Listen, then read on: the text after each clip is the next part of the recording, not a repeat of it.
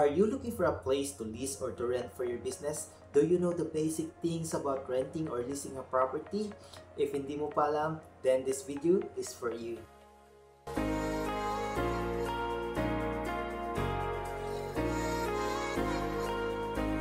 Hello guys, good morning. My name is Ronnie Zapata from Filipino Homes at sa araw na ito pag-uusapan natin all about leasing and renting a property. So if you are new here to my channel, please don't forget to subscribe and hit that bell notification icon para lagi kang updated sa bago kong video. Renting a property can be hard and it will cost you a lot of time if you don't know the process. So in this video, tuturuan ko po kayo what are the things that you need to know before signing anything. So let's find out.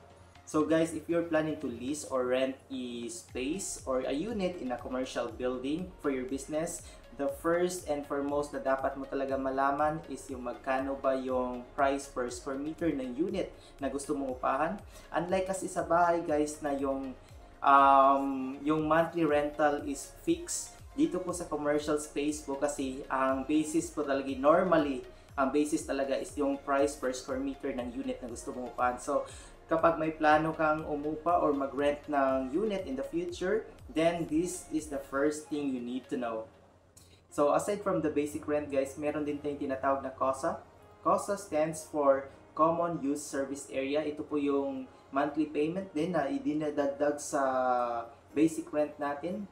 Dito po kinukuha yung budget sa maintenance ng public area at yung mga sweldo ng security. So ano or paano ba i-compute yung COSA?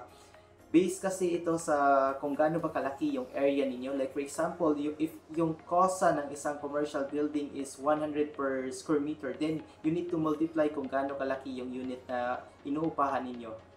At kapag naisipan mo namang mag-renovate sa isang unit na inuupahan mo, meron din tinatawag na construction bond. So yung construction bond po ay parang security ng property owner kung may nasira ka or may paglabag during the renovation period.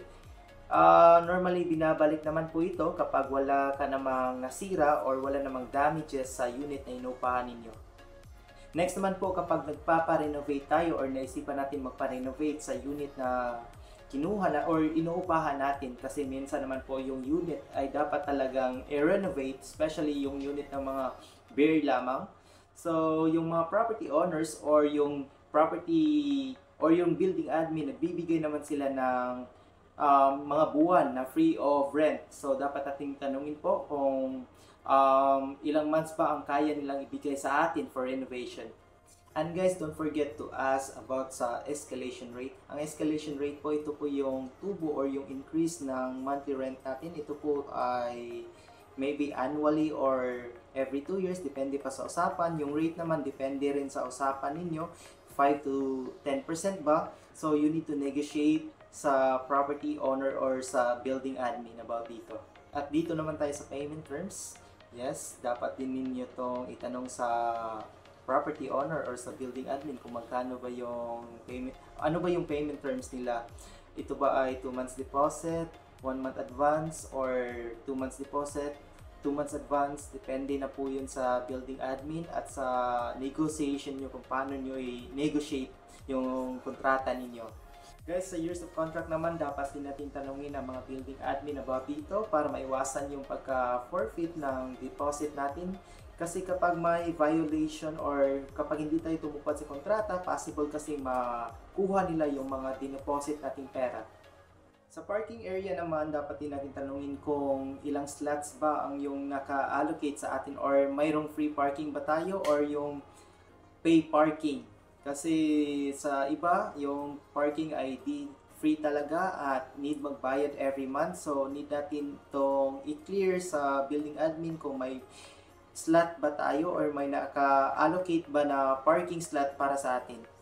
Sa unit deliverable naman guys, dapat din natin itong i-clarify sa property management or yung sa building admin kung ano ba yung unit na inuupahan natin. Ito ba ay bare unit or finished unit? Yung bare kasi yung tayo pa ang naglalagay sa flooring, sa ceiling at yung sa partition ng unit na inuupahan natin.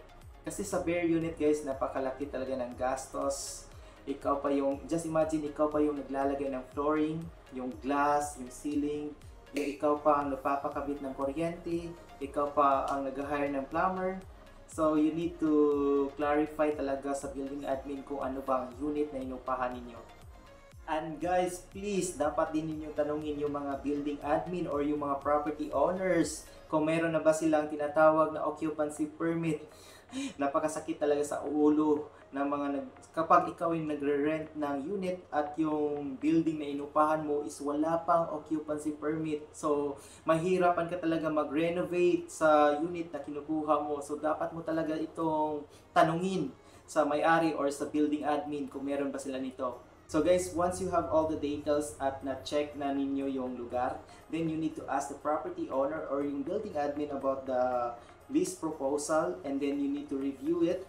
And once na-review na ninyo yung lahat na kailangan nyo i-review, then you are ready for the final stage, which is the signing of the contract. By the way guys, I also forgot to inform you that you also need to hire a licensed architect para gumawa ng plano and then submit it to the building admin para ma-approve nila at makapag-start na kayo ng renovation ninyo. So that's all for today guys. Kung may nakalimutan ako, just comment down below. And please don't forget to subscribe to my channel for another real estate insights. Thank you for watching guys and have a great day.